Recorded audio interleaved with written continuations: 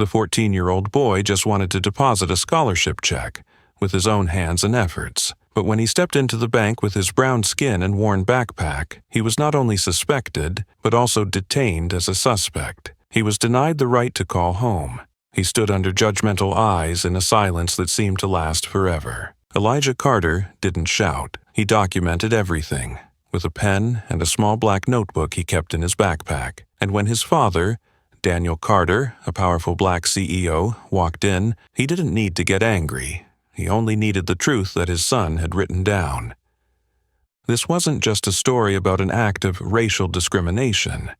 It was a story about justice regained through intellect, courage, and a father who knew when to speak up to make the entire system bow its head. Elijah Carter walked with his heart full of anticipation. He wore his Wester Academy school uniform, a navy blazer, striped tie, brown leather shoes, and his old but carefully cleaned backpack. Today was a special day. In that backpack, Elijah carefully placed a $5,000 check, the prestigious scholarship he had earned due to his excellent academic performance. Not a merit scholarship, not a scholarship for disadvantaged students, but a scholarship for the top students in one of the most rigorous schools in the country. Standing before the large glass door with the golden lettering Prestige Oak Federal Bank, Elijah took a deep breath. He knew this wasn't mandatory. His father, Daniel Carter, CEO of Carter and Cole Investments, had offered to have his personal assistant take care of all the bank paperwork, but Elijah had refused. "I want to do this on my own, Dad," he had said the day before. "I think it's time I learn how to handle my own money." Daniel had smiled, a rare smile full of pride, and gently patted his son's shoulder. "All right, but remember, you're a Carter. Hold your head high and walk like you deserve it." And now, Elijah stood in the grand hall of one of the oldest banks in the city. The scent of oak and granite lingered in the air. The polished counters reflected the light from the high crystal chandeliers. Under the gaze of many adults in business suits, the 14-year-old boy suddenly felt small, but that didn't stop him. His heart pounded, partly because he wasn't used to this environment, partly because he was nervous standing before adults without anyone by his side. But deep inside, Elijah felt ready. This wasn't just a simple task. This was the first step on his journey to becoming an independent man, just like his father, the one Elijah admired the most. He walked up to the counter, patiently stood in line, holding the stack of paperwork, the scholarship check, the school confirmation letter, student ID, and even his birth certificate, just in case. Elijah had prepared well. He didn't want anyone to think he wasn't serious. When his turn came, he smiled and told the teller, "I'd like to deposit this check into my account. This is my scholarship." The young teller, a man named Tom Reeves, took the check, glanced at it, and then froze when he saw the amount. He looked up at Elijah, then back at the check. That gaze. For the first time that day, Elijah felt uncomfortable. It wasn't the look of someone verifying the validity of the check. It was the look of suspicion, as if Elijah had done something wrong. And then, from the right, the sound of high heels clicking on the marble floor, followed by a woman walking over. Victoria Hayes, the bank branch manager, tall and slim, with wavy blonde hair and a light gray vest with a shiny gold badge. She looked like she stepped out of a financial magazine, elegant but cold. Victoria didn't look at Elijah, just glanced at the check in Tom's hand, then spoke loud enough for everyone nearby to hear. $5,000 for a student? Where did he get that from? Elijah's face reddened. He quickly handed over the scholarship confirmation letter and his student ID, his voice calm. "I study at Wester Academy. This is a merit scholarship. All the paperwork is here." But Victoria didn't take them. nor did she read them. She crossed her arms, briefly scanned Elijah from head to toe, and then quietly, but coldly said, "We've had a lot of fake checks recently. It needs to be verified." Elijah felt his face burn. Something strange welled up inside him. It wasn't fear. It was a feeling of wounded pride.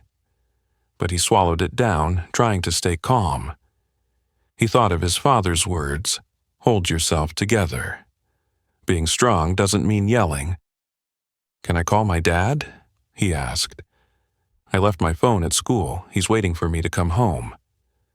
Victoria frowned and waved her hand dismissively, as if brushing away an annoying breeze. "Not our problem. You stand there. Wait until the verification process is done." Then she turned and walked away, leaving Elijah standing frozen in the middle of the lobby, under the curious gazes of the entire bank. The proud morning he had felt just moments ago was beginning to change. Less than 5 minutes after entering, Elijah Carter realized he was not being treated like a customer. He was being treated like a threat that needed to be monitored. And in that moment, Elijah Carter, who walked into the bank with hope in his heart, suddenly found himself stripped of every right to be respected. Victoria Hayes' words echoed clearly and maliciously in the luxurious space of Prestige Oak Federal Bank. A 14-year-old student with a $5,000 check? Where did you get this money, kid? Her voice wasn't exactly angry, but something far more terrifying.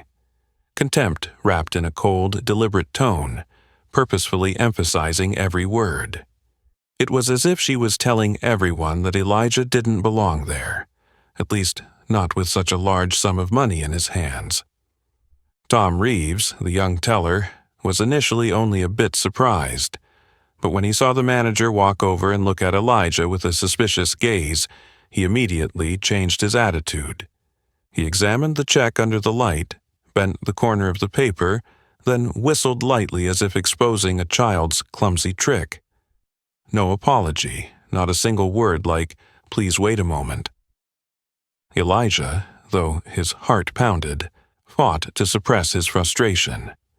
He handed over the scholarship confirmation signed by the principal of Wester Academy, along with his student ID and barcode. "I study at Wester. This is an academic scholarship. All the paperwork is here." Victoria glanced at the stack of papers, but didn't take them. She crossed her arms, pursed her lips as if she'd just heard an old, tired joke.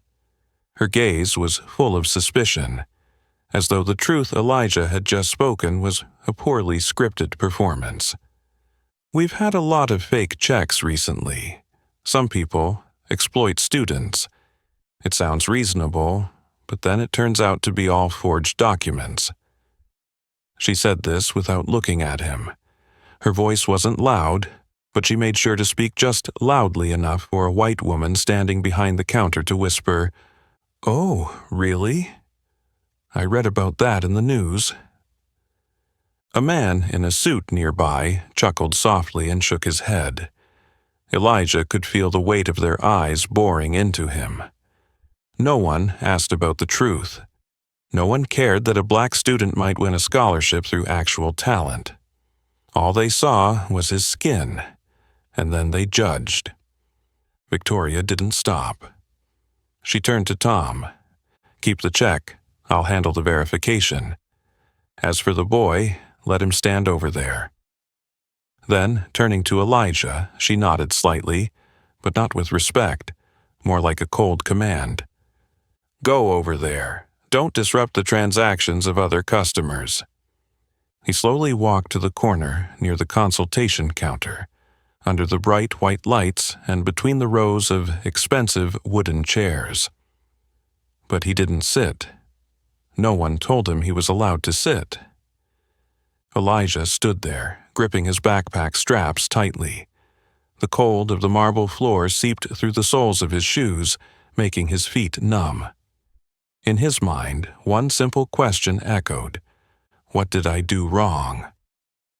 Victoria Hayes was the type of person who didn't need to raise her voice to make others obey, because the way she spoke, the way she moved, the way she looked, made the person in front of her automatically feel inferior. At 47, she had spent nearly 2 decades climbing the ranks in this conservative banking system, not by kindness, but by her ability to read her customers and place the right people into the right boxes in her social hierarchy system. White skin, Armani suit, Midwestern accent, easily placed in the priority box. Southern accent, school uniform, dark brown skin, sorry, caution box. To Victoria, Elijah Carter would never belong here. It didn't matter where he came from, it didn't matter who his father was, and it certainly didn't matter that the check he held was entirely legitimate. Just one look, and she had made her judgment. And in her cushioned world, that boy was just an out-of-place mark that needed to be silently eliminated. Across the room, a female employee watched the entire scene. Melody Tran, an Asian American, the only one who briefly squinted with disapproval, but she stayed silent. She had once been reprimanded by Victoria for smiling too friendly at a Hispanic customer just last week. Elijah remained standing still. He didn't speak. He didn't cry. He didn't argue. But in his head a strange emotion began to rise. It wasn't just hurt, it was a burning mixture of humiliation and anger. And he knew. This was no longer about depositing money. This was a test. A slap in the face to his self-worth that he had built through countless hours of studying, late nights writing papers, and every question answered with his own effort. The $5,000 check was now locked in the temporary vault. But what was really being held back was Elijah's right to be trusted. Elijah stood there, silently and stiffly, in the corner of the bank where the glances passed over him as if he were a system glitch. An inconvenience no one wanted to acknowledge, let alone explain. He looked over to the counter. Tom Reeves had returned to serving another customer, his face returning to its usual neutral expression as if nothing had happened. Meanwhile, Victoria Hayes continued to pace the lobby, her heels clicking steadily on the marble floor, her eyes scanning like a radar, swiftly sweeping over each person. Elijah glanced at the wall clock. Nearly 20 minutes had passed. His check had still not been processed. No one had asked. No one had explained. Worry began to creep into every cell of his body. His father, Daniel Carter, was currently at the company headquarters downtown. His board meeting had started at 10 a.m., but his father had once told him, "If anything unusual happens, just call. I'll leave any meeting to be with you." Elijah didn't want to call. He wanted to prove that he could handle this with maturity. But now, the situation was no longer about a simple bank transaction. It had become a silent confrontation, where he was being treated as a threat. He took a breath and approached the reception desk where Victoria was reviewing her notes. His voice was low, but clear. "Excuse me, I just need a call. I left my phone at school. My dad is waiting for me." Victoria didn't look up. She just turned another page in her notebook and responded in a dry, cold tone, like an unpaid bill. "Not our concern. You stay there. We'll process it when we see fit." Elijah bit his lip. For the first time, he felt his pride breaking. Not because his request was denied, but because of the way she denied it, leaving no room for dignity. The words were simple, but their meaning was unmistakable. "You don't matter." Before Elijah could turn back to his original position, Victoria looked up, her eyes quickly darting to the corner of the lobby. A slight nod, no words, signaling to the security guard nearby. The security guard was a large man, dressed in a dark blue uniform named Carter Briggs, around 50 years old. His gaze was indifferent. Already familiar with wordless orders, he moved toward Elijah, standing at a 45-degree angle, just enough not to make noise, but enough to make Elijah understand that he was being watched. Elijah turned, his eyes meeting that gaze. No anger, no friendliness, just the silent caution of someone taught that black children cause trouble. Elijah felt his hand grip his backpack straps tighter. His mouth was dry. A part of him wanted to walk out of the bank. Another part wanted to scream. But the deepest part of him just wanted someone to stand up and say, "This boy hasn't done anything wrong." But no one did. The adults around him, those withdrawing money, sipping free coffee, all saw the scene. A boy detained, monitored, simply for handing over a $5,000 check. But no one said anything. They were too used to people like Elijah being treated as though they didn't belong. Victoria walked past Elijah, not looking directly at him, but her words fell like a silk-covered blade. Best not to cause trouble. There have been some unfortunate incidents lately with young people lacking patience. Her words weren't threatening, but Elijah clearly heard a vague but chilling implication. He remembered the news about a black teenager who had been called on by the police for standing too long in a bank just waiting for his mother. He recalled a case from another state, where a student was forced to kneel in the middle of a store for being suspected of using a fake credit card. The card was his father's. And now Elijah realized he could be the next name. He took a deep breath, trying to stay calm. His small shoulders didn't flinch, but inside, a storm raged. He looked around. Melody Tran was still standing in the corner on the right, glancing at him, but staying silent. A middle-aged man nearby pretended to scroll on his phone, but his eyes still looked over at this side through the glass reflection. The entire bank lobby, with its crystal chandeliers, expensive stone floors and banners reading "Fair treatment for all customers," was witnessing a boy being isolated like an undefined commodity. The check sat in the vault. Trust was being withheld, and he was stripped of the right to speak. Elijah closed his eyes for a moment. He imagined his father's voice in his ear. "You will face injustice, Elijah. But you must know when to be silent and when to stand up." He didn't know what to do next, but he was sure of one thing: he was not wrong. Elijah stood still in the hallway lined with glossy stone tiles running along the edge of the banking hall. A corner, just secluded enough not to block the passage, but too empty for no one to notice. A place where the lights shone harsher, the floor colder, and every sound, no matter how small, rang sharp as metal. The security guard had returned to his position but kept his eyes fixed on him. Tom continued serving other customers. Meanwhile, Victoria Hayes, in her perfect gray suit, with her blonde hair neatly curled like a model, continued to pace the hall, as though she were orchestrating a stage where everyone was just a pawn she could manipulate. Only Elijah was no longer a customer. He was slowly becoming a symbol of abnormality, an isolated shadow in a room where everything was designed to exude politeness. Then, as an invisible chain reaction, whispers began to rise. Did he steal the check? A kid like him gets a scholarship? An elderly woman, wearing glasses, sitting 3 seats away, pulled her handbag closer to her.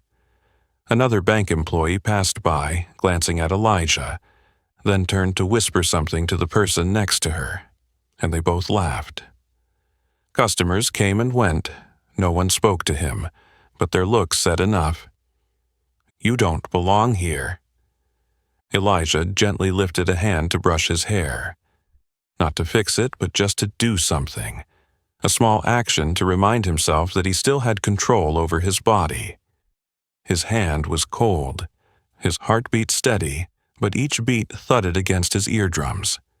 He tried to take a deep breath. His father's words echoed like a protective mantra. Never get angry, son. People will find any excuse to make you lose control. You don't have the privilege of getting angry. Keep yourself together. Elijah gritted his teeth. He had encountered injustice. He had seen favoritism, but never had it been so direct. He didn't need anyone to say that his skin color was the problem. This entire space had already said it for him. At the front desk, Victoria was attending to an elderly white couple who had just entered.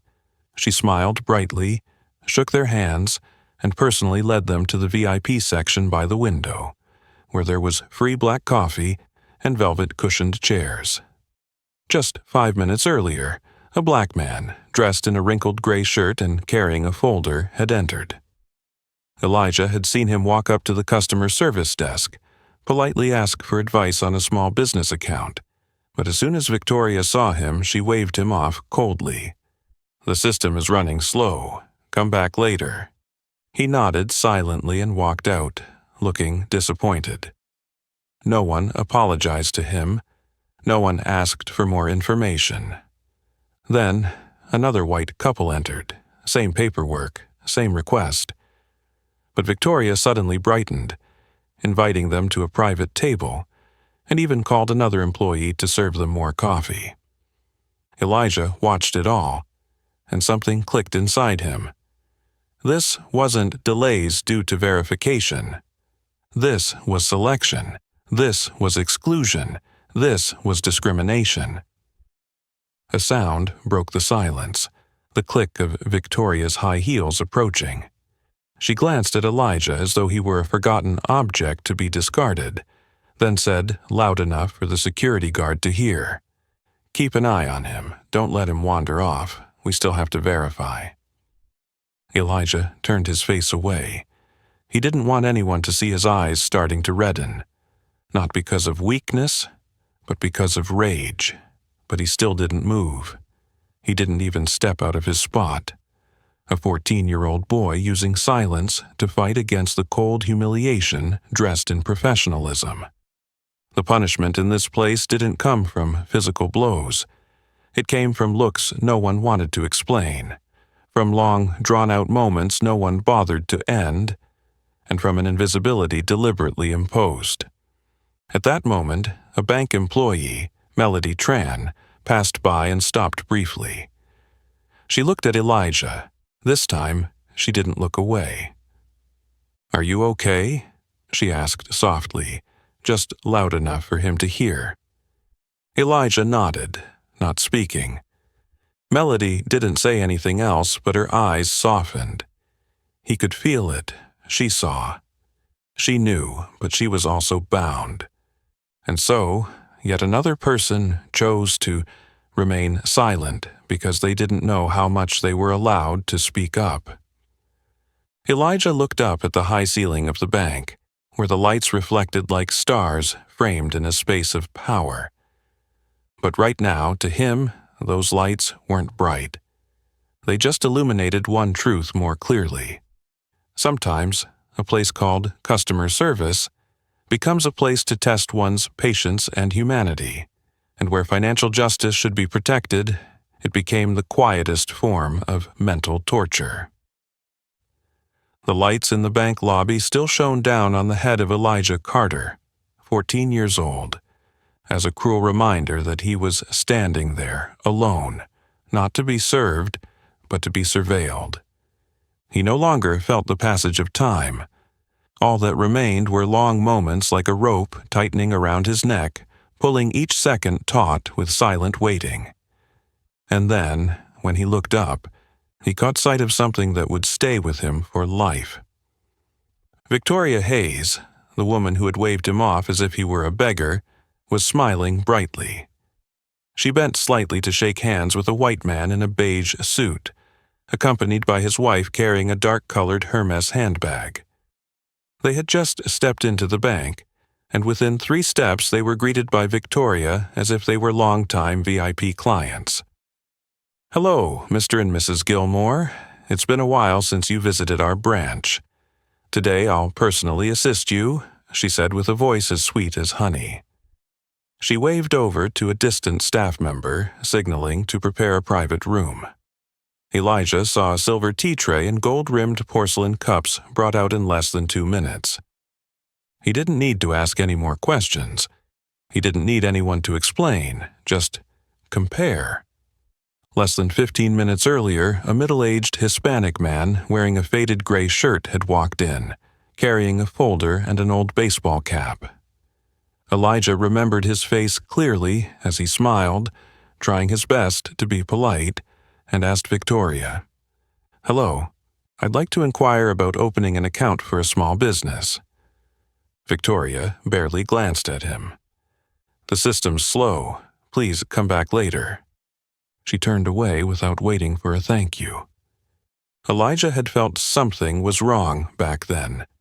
But now, seeing the stark contrast, one person rejected without reason, another welcomed like royalty, all his doubts vanished.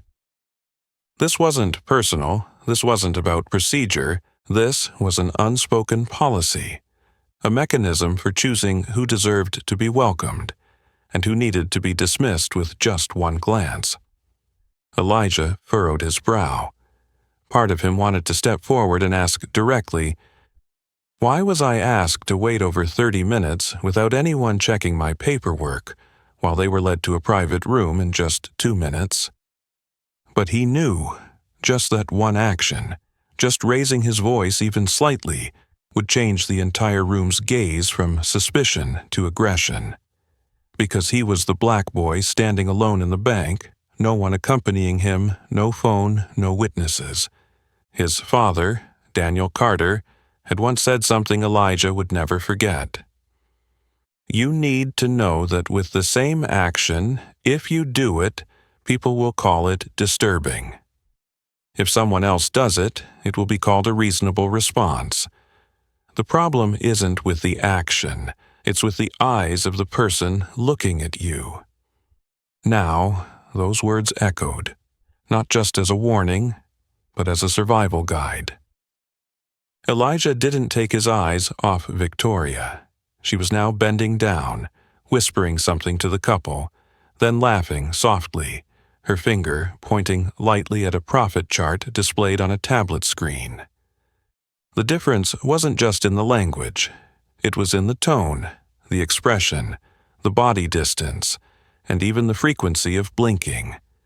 These micro details were enough to turn a simple transaction into a memorable conversation, or a silent interrogation.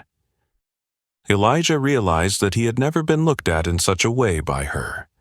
From the moment he handed over the check, Elijah had become a threat to be watched in Victoria's eyes. In the corner of the bank, Melody Tran, the only employee who had shown any kindness, still glanced at Elijah. She stood behind the counter processing paperwork, tapping lightly on the keyboard, but never taking her eyes off the isolated boy. The helplessness was clear in her gaze. She didn't dare act because she knew standing up against Victoria Hayes wasn't just an ethical act, it was betting her career. And in this bank, righteousness was a costly concept. Not everyone could afford it. Elijah sighed, a long, slow breath, as if he had just walked through a dense forest full of traps. But instead of finding freedom at the exit, he found himself drawn deeper into the maze. He began to understand something that textbooks never taught. Racism no longer comes from rude words or disdainful glances. It comes from selective silence, from conditional handshakes, and from nods that never point toward people like him. He stood there, the 14-year-old boy with a legitimate scholarship, real paperwork, and proper behavior, and was seen as unworthy of trust. And in that setting, truth became the rarest luxury. Elijah stood still, his back lightly pressed against the polished oak wood paneling, his eyes scanning every movement in the bank's lobby. He had stopped hoping that someone would explain, apologize, or at least acknowledge that he had done nothing wrong. Now, all of his focus was on observing. And from that, he began to see things no one else seemed to notice. A glass door at the back of the lobby opened. The man walked in. Tall, salt and pepper hair neatly combed, a perfectly tailored black suit, a black tie tied neatly, his steps slow but decisive. A man who needed no introduction. Because just the way Victoria Hayes immediately turned around, adjusted her blazer and smiled, Elijah knew. This man had power. And just a few seconds later, the name flashed in Elijah's mind like an electric current. Harrison Wells. That name had come up many times at family dinners, usually when his father, Daniel Carter, talked about high-stakes financial deals. Wells is an old fox. Anything he can't buy with money, he buys with secrets. Wells was the CEO of Meridian Banking Group, a direct competitor of Carter and Cole, the company his father founded and ran. Once, Elijah heard his father say, "Wells has tried to take over Oak Federal 3 times in 7 years, but each time we've stopped him." And now, in this bank, Elijah was watching Harrison Wells shake hands with Victoria Hayes, the same woman who had insulted, humiliated, and isolated him less than an hour ago. No one in the room noticed. No one saw the anomaly, but Elijah saw it. And he didn't look away. Victoria extended her hand toward the desk next to the VIP area. She pulled out a yellow manila folder, stamped with a red seal on the top corner. Confidential. In one small discreet movement, she handed it to Wells. No explanation to the surrounding staff. No documentation. No cameras facing that area. A perfect blind spot in the lobby layout that Elijah had seen before. Wells took the file, flipping it open as if he already knew the contents. His eyes narrowed as he skimmed through the pages, his mouth remaining still, but his expression clearly showing satisfaction. A slight nod. Then he tucked the folder into his brown leather briefcase, locking it with a silver clasp. The entire exchange took less than 3 minutes, but it was enough for Elijah to understand. This was not a routine banking transaction. His hand clenched the strap of his backpack. His heart raced, no longer from fear, but from the fury that was building up to its maximum.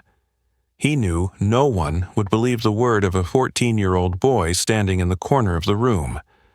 But he also knew that this couldn't just stop at observation. Elijah glanced down at the black leather notebook hanging from his backpack, the one he always used for notes, study plans, and to track the oddities in his school life. He opened it and quickly jotted down 10:47 a.m.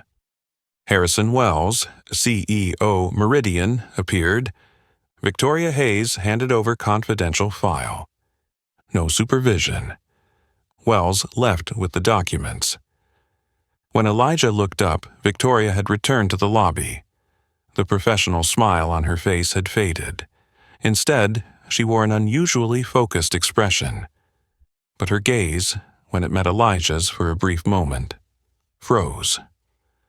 Not surprise, not fear, but awareness.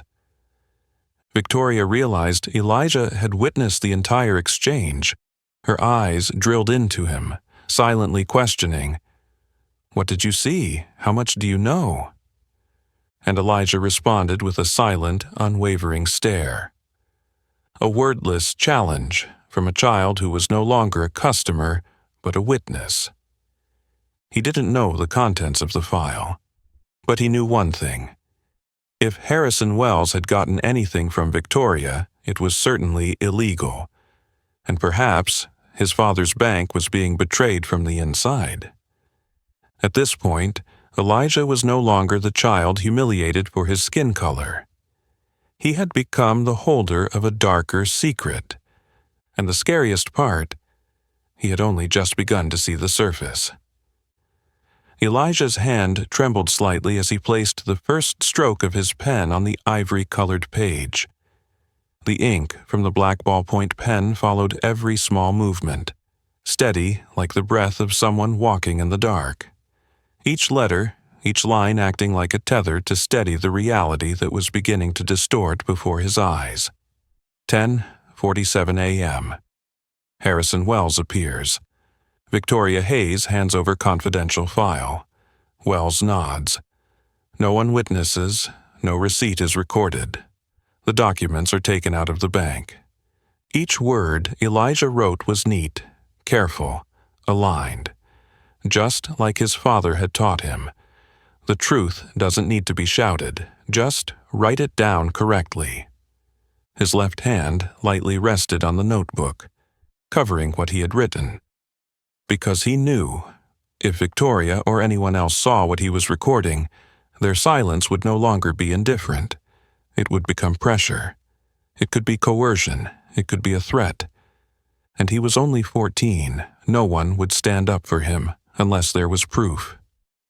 He lifted his head, his eyes scanning the familiar room that now seemed filled with hidden meanings. Every person, every step, every movement, all seemed normal. But beneath that surface was a system with selectivity, stratification, where power and guilt walked hand in hand, wrapped in glass, the scent of oak wood and slogans like integrity, trust, serving the community. Victoria Hayes was standing at the counter, answering something to Tom Reeves, her face unusually tense. Gone was the perfect receptionist smile she always wore. Gone was the self-satisfied expression. Instead, there was a defensive look. For a brief moment, her eyes darted toward Elijah. It wasn't contempt this time, but evaluation. Elijah immediately understood. She knows I saw. And now she's wondering what I'm going to do with that. He looked away, but not to avoid her gaze, just playing the part of a scared child, as they wanted him to appear. But inside, Elijah was ready. He knew what he had witnessed could be evidence of a conspiracy, a betrayal, even an act of selling insider information, an offense enough to ruin anyone's career. The boy's mind raced faster than ever. He reviewed every detail. How had Victoria hidden the file so well? Had anyone else in the bank seen? No recordings, but Wells' look had confirmed. He was satisfied. Elijah hadn't just witnessed a shady transaction. He had seen collaboration between an insider and a top competitor. And, ironically, everything had unfolded right in front of a child the entire system had tried to ignore. He recalled his father's words from a weekend evening when they were watching an economic news broadcast. When someone is hiding something significant, they'll think the child is the last person who will understand. And that's when you have the advantage. Now, those words weren't just a theory. They were alive, taking form, and the only person who could expose it was Elijah Carter. He lowered his pen once more, writing the final line clearly. I am not invisible. I am remembering everything. And then, gently, he turned the page, a new blank page, not to forget, but to prepare. He still didn't know what he would do next.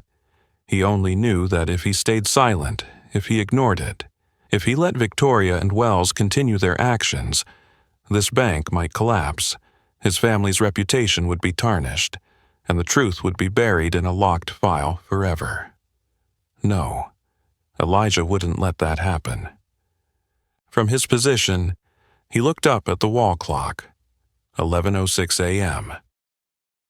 Almost an hour had passed since he walked into the bank with a confident smile and a scholarship check.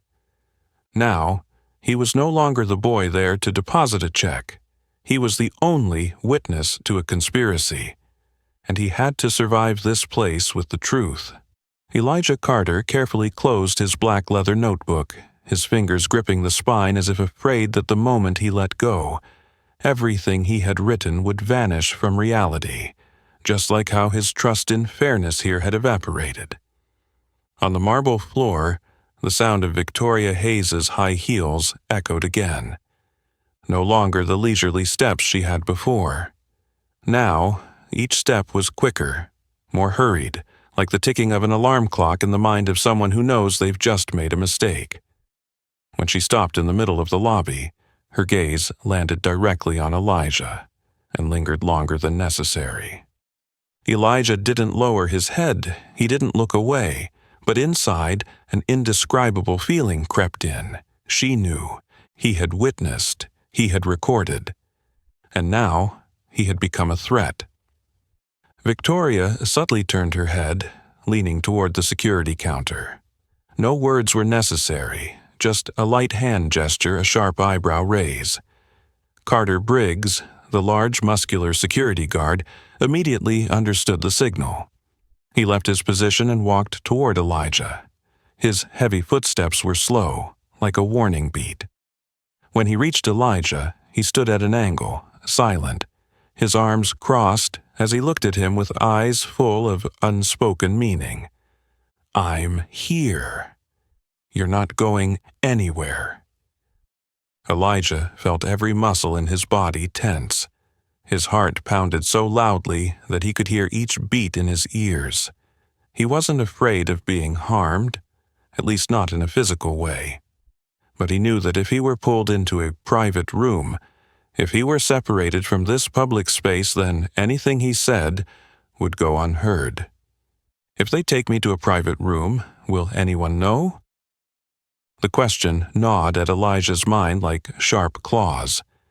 He remembered the stories his father had told him about temporary detentions with no records, about internal surveillance that was really just whitewashing through silence, and he knew he was standing at the threshold of that moment. Victoria didn't approach Elijah right away. She stood from a distance, leaning against the reception desk, pretending to go through a stack of files. But her eyes, those eyes were still locked onto the boy standing in the middle of the lobby, surrounded by crystal chandeliers and the coldness of power. He could see it clearly. She was calculating. Should she act immediately? Was anyone watching? Had the boy said anything to anyone yet? The hesitation in Victoria's eyes didn't last long. She pulled out her phone from her jacket pocket, quickly scrolling through a message, then glanced over at Elijah. Very quickly, as if she were setting up a solution. Elijah understood that he was no longer just a young customer being discriminated against. He had become the one who could expose the secret. At that moment, something changed in Elijah's gaze. No longer was he the boy waiting for his father to pick him up. No longer was he the student with a scholarship check, afraid of being lost in the adult world. Now, he held the truth in his hands, and he knew. If he faltered now, no one else would speak for him. He gently touched the edge of the notebook hanging from his backpack, where every line of writing was kept. The exact time Wells arrived. The name of the staff member at the counter. The confidential file being handed over. No cameras recording the area behind the desk. He had seen. He had written. And now they were considering silencing him. From a distance, Melody Tran was still at her station, her worried eyes scanning Elijah. In that brief moment, their gazes met. And Elijah knew. She had seen the security guard being mobilized. No one said anything. No one did anything. But now, every move in this bank had a purpose. And that purpose was Elijah Carter. He took a deep breath, like he was preparing to step onto a stage, though this stage had no fair audience, no neutral director, only the person controlling the lights, trying to obscure the truth. "Let them think I'm just a clueless kid," Elijah thought to himself. "But I will keep observing and preparing." Because now, he was not just a witness. He was the only one who hadn't been bought, not subdued, and there was no turning back. Elijah Carter knew he was standing at the very edge between patience and surrender. The tension in the bank lobby was like thin glass, transparent, almost invisible, but a small jolt was enough to shatter everything. And it was in that moment, when Victoria's gaze locked onto him as though testing his final submission, that Elijah made his choice. It wasn't the safe choice. It was the choice to speak. He took a small step forward from his position, his voice trembling from the years of restraint, but each word came out stronger than he had expected. "I'm not a thief. I'm here to deposit a scholarship check because I deserve it." The atmosphere in the lobby froze. The clicking of keyboards stopped. The spoons in coffee cups stilled midair, and the gaze of almost everyone, for the first time in the last hour, focused on Elijah. The 14-year-old black boy in his school uniform, standing straight in the middle of the grand lobby, offering no apology, no justification, no pleading. Just asserting one thing: he deserved to be there. Victoria Hayes didn't flinch. She wasn't angry like someone who had been contradicted. She simply lowered her gaze, gave a thin, dismissive smile, and then turned to security guard Carter Briggs. "Take him to the back room. Keep him there until I'm done." Her voice was as cold as stone in a Boston winter. Not loud, but clear. It wasn't a hasty command. It was the action of dealing with a disruptive object. That boy, in her eyes, had done the one thing that wasn't allowed: spoken up. Carter Briggs didn't ask questions.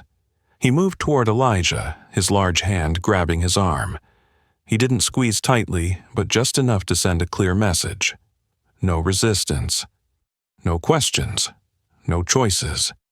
Elijah instinctively froze. Not because he feared pain, but because this was really happening. In broad daylight, in the middle of the bank, with dozens of customers witnessing it. He was being escorted like a suspect, even though he was the one with a scholarship, with legitimate paperwork, and had never raised his voice until that very moment. He turned his head. The faces were clear: the man typing on the computer, the coffee shop employee, the customer withdrawing money, all were watching. But no one spoke. No one stopped him. No one asked, "What's going on? What did that boy do wrong?" Just averted gazes, a few furrowed brows, a silent complicity wrapped in the excuse of not being involved. Elijah was led down a side hallway. A glass door with frosted decals appeared. Private guest room, staff only. He knew the real meaning behind it. A place out of view from outsiders. A place where voices bounced back off the walls. And it was in that moment, as his foot crossed the threshold, that Elijah understood. If I hadn't spoken up just now, this would have still happened. But now, at least I've left a mark. I didn't stay silent. He was pushed into a cold plastic chair in the room. Carter Briggs stood blocking the door, arms crossed, his eyes staring straight at him, like a guard. The room had no cameras, no windows, nothing to reassure him. But what gave Elijah some comfort was that the notebook in his backpack was still intact, and he had spoken. Back in the main lobby, Victoria Hayes returned to the counter, straightening her collar, then smiling politely at the next customer couple. Everything fell back into order as if nothing had happened, but behind that smile was a crack. That boy saw, and now he's starting to speak. Victoria felt control slipping from her grasp, and that was something she could never allow. Elijah Carter sat motionless in the cold plastic chair in the small windowless room.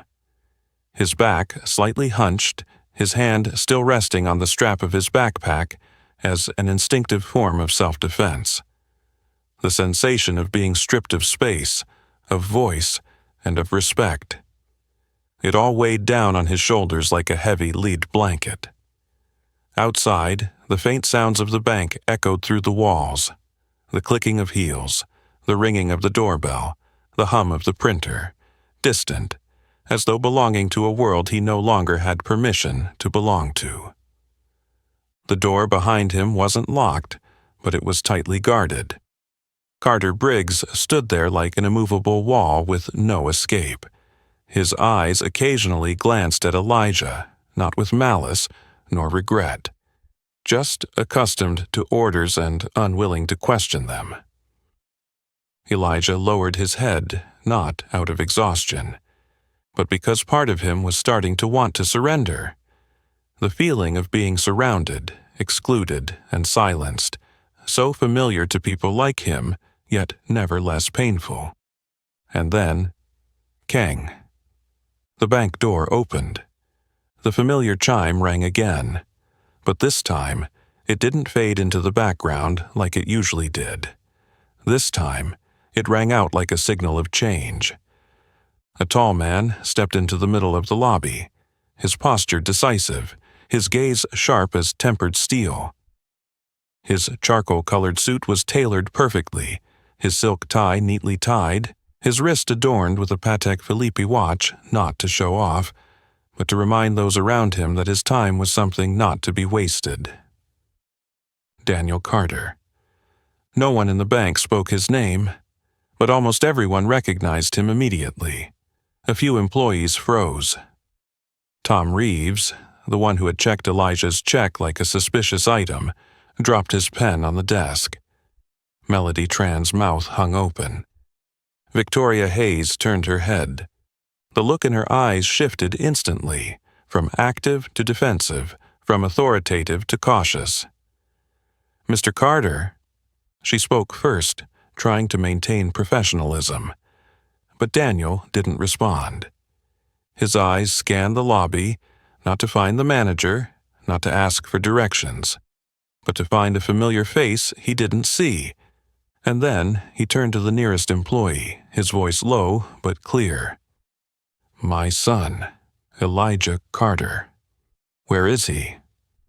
No one answered immediately. No one wanted to be the one to speak.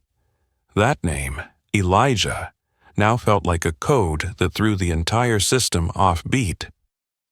Victoria stepped forward, trying to hold herself together, but her voice trembled slightly.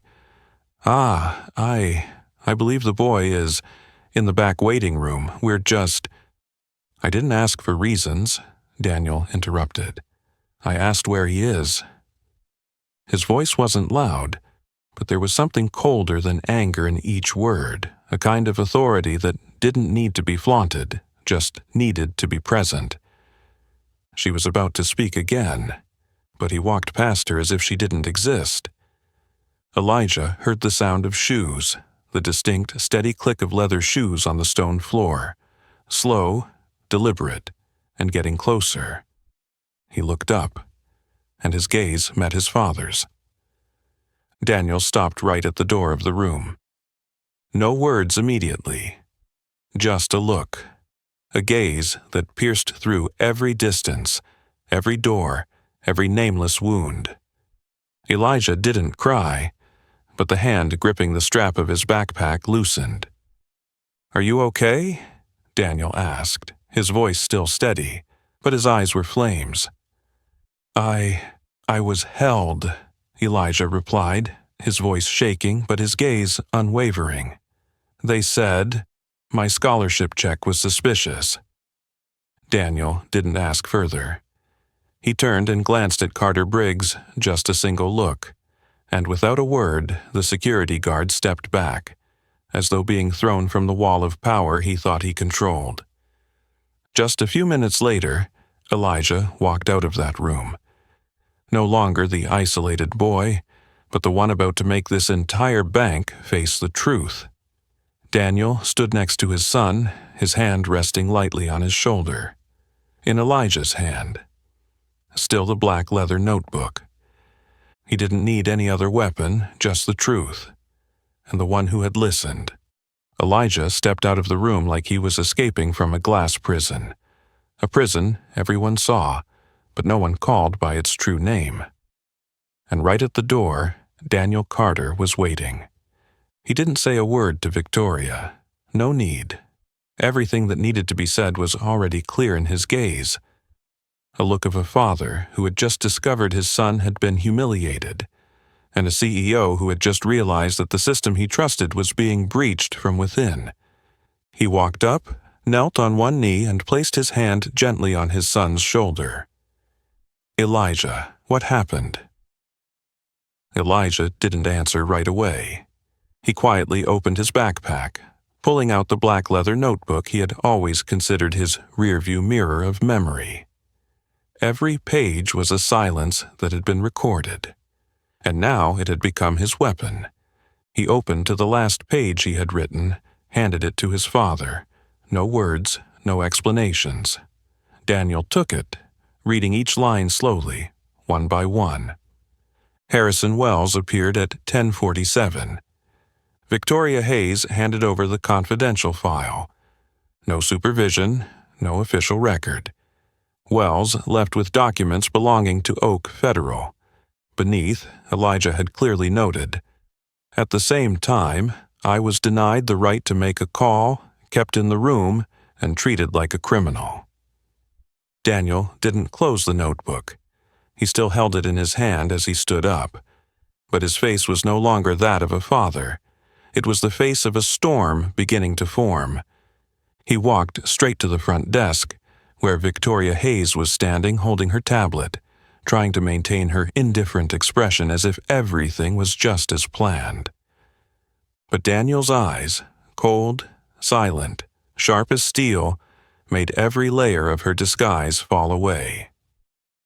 "Miss Hayes," he said slowly, each word landing like a hammer, "I have evidence showing that you discriminated against a customer, abused your power, and leaked internal documents to a competitor." The entire lobby fell silent, as if someone had sucked all the air out of the room. Tom Reeves, the teller who had handled Elijah's check, dropped his pen on the desk. Another security guard outside the door looked at Victoria, his gaze wavering. Melody Tran stood still in the distance, holding a stack of documents, her face unchanged, but her eyes were burning with quiet fire. Victoria still tried to cling to her last mask. She curled her lips, speaking through gritted teeth. "I don't understand what you're talking about. If this is about the boy, I was just following protocol." "No," Daniel interrupted, his voice not loud, but enough for the entire bank to hear. "You didn't follow protocol. You abused your authority. You illegally detained a minor. You refused to allow a phone call, and most importantly, you assisted Harrison Wells, a direct business rival, by handing him confidential information from this bank." He raised Elijah's notebook high. "It's all recorded, clear timestamps, clear names, clear actions, and there are witnesses." Victoria took a step back. For the first time that day, her face truly changed. She looked around. No one avoided her gaze. No one lowered their head. No one showed any sympathy. The people who had once smiled politely at her, who had avoided her when she passed by, now stood silently, watching. Daniel didn't give her the chance to escape with words. "I didn't come here to ask for an explanation. I came here to end this. Ms. Hayes, you are suspended, effective immediately, and you will be internally investigated, both for your unethical actions and the possibility of involvement in corporate espionage." Though the words weren't read by a judge, they landed like a sentence. Victoria opened her mouth, but no words formed into sentences. The power she had once used to suppress Elijah, to keep him silent, afraid in that cold corner, had now been turned on her, and no one stood between to shield her. Daniel nodded slightly toward another security guard. "Take her out of here, and make sure everything is documented." The guard nodded and moved toward her without delay. Victoria didn't resist. She walked away, her heels clicking on the floor, no longer controlling the space, but like a death knell for the false power that had just been exposed. Elijah stood next to his father, still silent. But this time, it wasn't because he was forbidden to speak. It was because everything he needed to say, his father had already said it for him, and those words had not only saved him, but were now beginning to save the bank from the very sickness it had refused to acknowledge. Victoria Hayes had never been accustomed to being contradicted, let alone imagined a day when her power, built over nearly 2 decades, would be overturned right in the very place she had established it. But now, standing before Daniel Carter, a top-tier CEO and a father protecting his son, she was completely lost. Her face turned pale, her lips trembled as if her brain was scrambling to find a way to turn the situation around. "Mr. Carter, I think there's been a misunderstanding here. I was just following procedure. That boy was acting strangely and the files hadn't been verified. As for Harrison Wells, I didn't—" Daniel raised his hand, cutting her off for the second time. But this time his voice wasn't a warning. It was a verdict. "You're fired, effective immediately." In that moment, the entire space seemed to freeze. The sound of typing stopped. The printing machines halted. The card swipe machines blinked and then went silent. A female employee behind the counter slowly picked up the internal phone, dialed 4 digits, no questions asked, and spoke softly. "Call internal security. Main lobby, urgent." Victoria turned to the employees around her, her eyes pleading. But no one responded. No one looked at her with pity. Those who had once been cautious around her now stood tall, as if invisible chains had been lifted from them. Tom Reeves, the young teller who had handled Elijah's check, lowered his head, saying nothing. But the brief glance he gave showed he knew what was right, and he had been silent for far too long. Less than a minute later, 2 tall security guards appeared. They moved toward her, not hastily but with purpose. No one spoke. There was no need to repeat the orders. Victoria took a step back. For the first time in her life, she looked small and lost. I have the right to file a complaint with the board. Daniel nodded calmly. "Do what you feel is necessary. But Elijah's records will be sent directly to the executive board. And I've already informed the bank's legal representative. You're not just facing dismissal, you'll have to answer to the Financial Ethics Board and to the court if necessary." His voice had no trace of anger, only an absolute certainty in every syllable. It was the voice of someone accustomed to battlefields, and this time the battlefield was right in front of his son. The 2 security guards nodded and motioned for her to leave. Victoria glanced one last time at the counter, where the power had once belonged to her, then turned and walked away, her back straight but her hands clenched, nails digging into her skin. Elijah watched her go, not with satisfaction, not with triumph. Just lighter, as if the weight that had been pressing down on his chest for the past hour had finally been lifted. Daniel placed his hand on his son's shoulder. No words of praise were needed. His presence, and the way he did what was right, was the highest affirmation Elijah could receive. The entire bank lobby remained silent after Victoria left. Daniel turned, looking directly at the employees standing nearby, and said clearly, "I didn't come here as a shareholder or a CEO. I came here as a father. And I want all of you to know this. No one, no matter who they are, should be treated the way my son was treated today." He paused, his eyes scanning the room. "From now on, every act of favoritism, discrimination, and abuse of power at this branch will be audited. And I and the new board of directors, will ensure that no one ever has to write in Elijah's notebook again." His gaze was no longer as sharp as a knife, but filled with humanity. And in that silence, the first round of applause rang out. from Melody Tran. The young employee who had remained silent all morning now stood up, clapping, as if to say, "Finally, someone had stood up." The applause spread like wildfire across the dry field. One person, then two, then the whole lobby. Elijah stood in the middle of it all, not as a victim, but as the one who had led the transformation. Elijah stepped out of the room as though escaping from a glass prison. A prison that everyone could see but no one dared name. And right at the door, Daniel Carter was waiting. He didn't say a word to Victoria. No need. Everything that needed to be said was already clear in his gaze. The look of a father who had just discovered his son had been humiliated, and a CEO who had just realized that the system he trusted was being breached from within.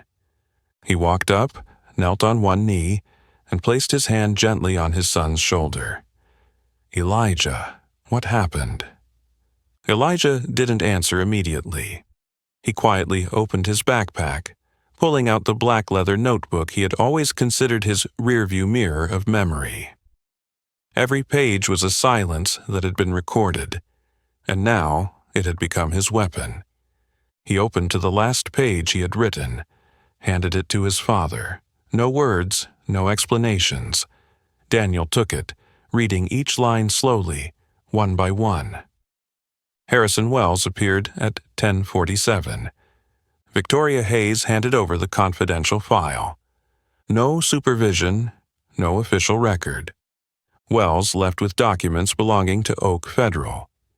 Beneath, Elijah had clearly noted, "At the same time, I was denied the right to make a call, kept in the room, and treated like a criminal." Daniel didn't close the notebook. He still held it in his hand as he stood up, but his face was no longer that of a father. It was the face of a storm beginning to form. He walked straight to the front desk, where Victoria Hayes was standing, holding her tablet, trying to maintain her indifferent expression as if everything was just as planned. But Daniel's eyes, cold, silent, sharp as steel, made every layer of her disguise fall away. "Ms. Hayes," he said slowly, each word landing like a hammer, "I have evidence showing that you discriminated against a customer, abused your power, and leaked internal documents to a competitor." The entire lobby fell silent, as if someone had sucked all the air out of the room. Tom Reeves, the teller who had handled Elijah's check, dropped his pen on the desk. Another security guard outside the door looked at Victoria, his gaze wavering. Melody Tran stood still in the distance, holding a stack of documents, her face unchanged, but her eyes were burning with quiet fire. Victoria still tried to cling to her last mask.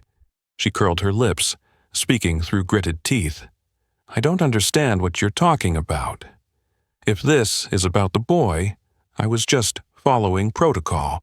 "No," Daniel interrupted, his voice not loud, but enough for the entire bank to hear. "You didn't follow protocol. You abused your authority, you illegally detained a minor, you refused to allow a phone call, and most importantly, you assisted Harrison Wells, a direct business rival, by handing him confidential information from this bank." He raised Elijah's notebook high. "It's all recorded, clear timestamps, clear names, clear actions, and there are witnesses." Victoria took a step back. For the first time that day, her face truly changed. She looked around. No one avoided her gaze. No one lowered their head. No one showed any sympathy.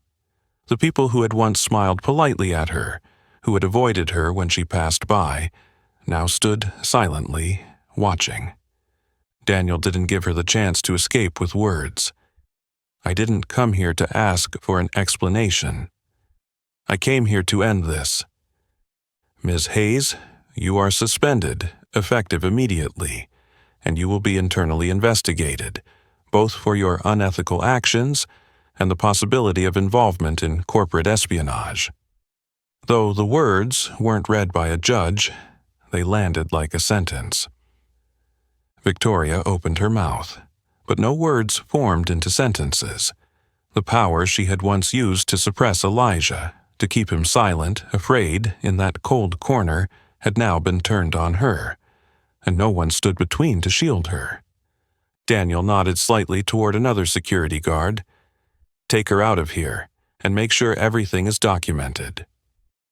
The guard nodded and moved toward her without delay. Victoria didn't resist. She walked away, her heels clicking on the floor, no longer controlling the space but like a death knell for the false power that had just been exposed. Elijah stood next to his father, still silent. But this time, it wasn't because he was forbidden to speak. It was because everything he needed to say, his father had already said it for him. And those words had not only saved him, but were now beginning to save the bank from the very sickness it had refused to acknowledge. 3 weeks after that fateful morning at the bank, Elijah Carter stood on the wooden stage of the large auditorium at Wester Academy, beneath the traditional banners. Veritas, Integritas, Disciplina. Truth, integrity, discipline. He wore his school uniform as usual, a neat blazer, a carefully tied tie, his hair combed to the side. But today, Elijah was not just a standout student at Wester. He was the chosen keynote speaker for the entire school's Leading the Path to Justice seminar. Seated in the audience were more than 500 students from various states, different ethnicities and backgrounds. Some had been teased for their poverty. Some had been ignored in class because of their brown skin, frizzy hair, or difficult-to-pronounce names. And now, they were silent, listening to one of their own stand up and recount the journey that forced the entire system to change. Elijah didn't use a PowerPoint. He simply held his familiar black leather notebook. His voice wasn't loud, but each word rang like a bell in the hearts of his listeners. I walked into that bank with pride and left with shame, but what was most terrifying wasn't how they looked at me. It was the feeling. In that moment, I started to believe they were right. A quiet wave spread across the auditorium. Someone lowered their head. Someone clenched the strap of their backpack. But no one took their eyes off Elijah. He continued, "You might be doubted because of your skin, because of the way you enter a room, because they've never seen someone like you in that position. But never let anyone decide what you deserve." Elijah's homeroom teacher, Mrs. Bennett, a gray-haired white woman who had taught debate, sat in the front row, teary-eyed. She remembered. She was the first to tell Elijah that he didn't need to speak so forcefully in class because sometimes people perceive your voice as a threat. Now she understood. She had been a part of the system Elijah had just dismantled. During the Q&A session, an Asian American girl stood up and asked, "How did you stay calm when you were treated so badly?" Elijah thought for a moment, then answered, his eyes never leaving his notebook. "I didn't stay calm. I shook. I was scared. But I remembered my father's words. They may steal your words, but no one can steal the truth when you write it down. So I wrote, and I waited, until I could speak." The entire auditorium seemed to hold its breath. A second later, the applause erupted. Not the polite clapping, but the sound of those who had just been given the words for their own pain. That evening, Elijah received a message from a 9th grader he had never spoken to. "I was once held in the security office for carrying a big backpack, but I never told anyone. Thank you for speaking up." Another message came from a white student. "I didn't know the system was like that. I always thought everything was based on effort. Now I see I need to learn how to look again."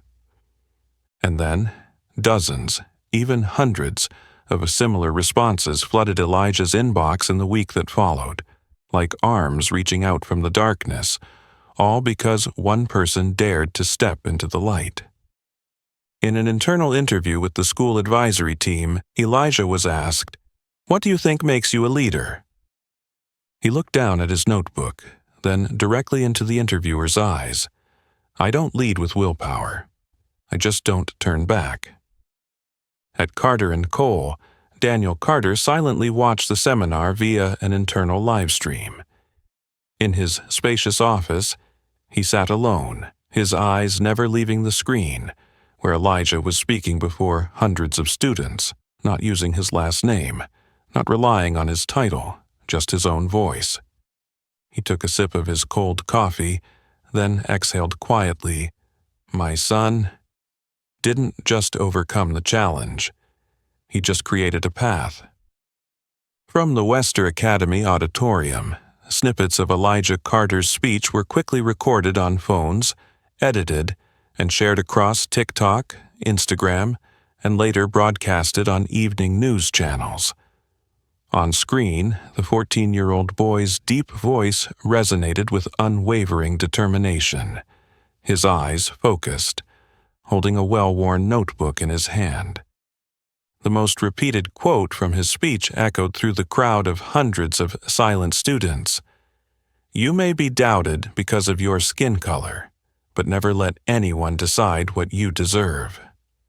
The media called it Elijah's stand-up day. Less than a week later, The Atlantic published an article titled, "From Scholarship to Action, the Black Boy Who Shook the U.S. Banking System."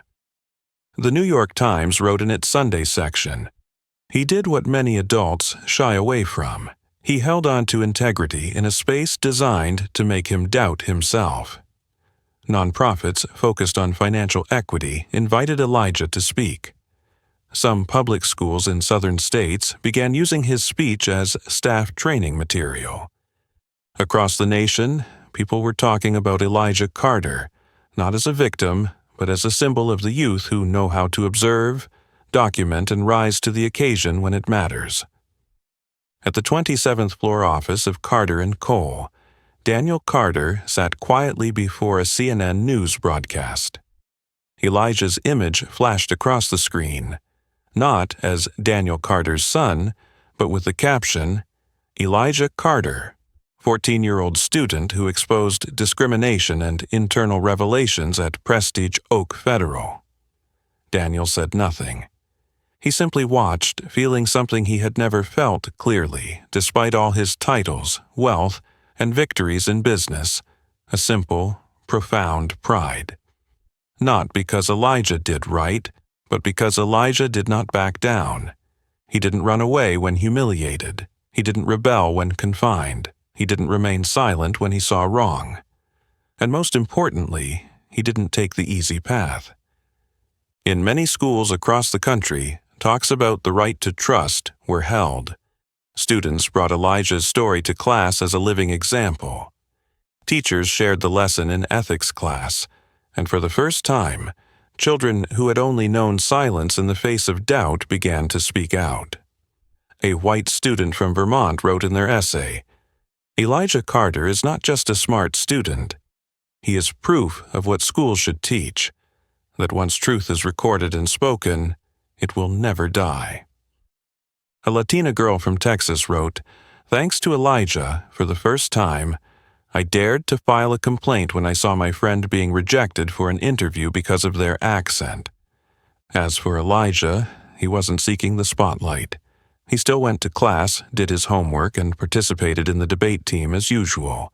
But every time he walked through the school gates, every time he opened his notebook, he knew everything had changed. Because from a seemingly small banking transaction, Elijah Carter had exposed public discrimination in a professional space, uncovered a whistleblower conspiracy that could cost millions of dollars, changed the policy of a long-standing financial institution, and most importantly, become the voice for hundreds of young people who were forced to remain silent due to prejudice.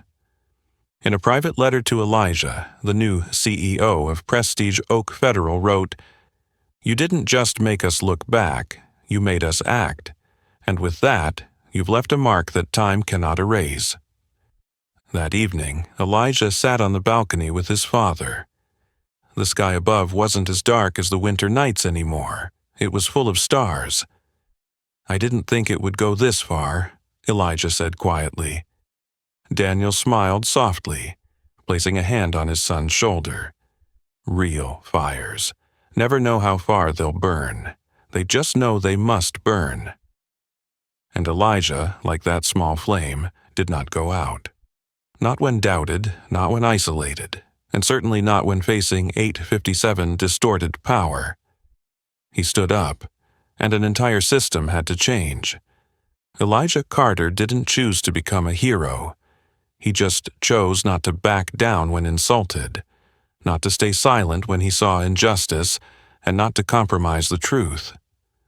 From a scholarship check, that 14-year-old boy made an entire system reflect on itself, and reminded us that justice does not come from a title. It comes from the courage of one person, at the right time, in the right place, and for the right reason. What about you? If you were in Elijah's shoes, would you have the courage to speak up, even knowing you'd stand alone? Share your thoughts in the comments below. We always want to hear from you. If this story inspired you, please like, share, and subscribe to the channel, so you won't miss out on future content about justice, dignity, and those who quietly but irreversibly change the world. See you in the next story.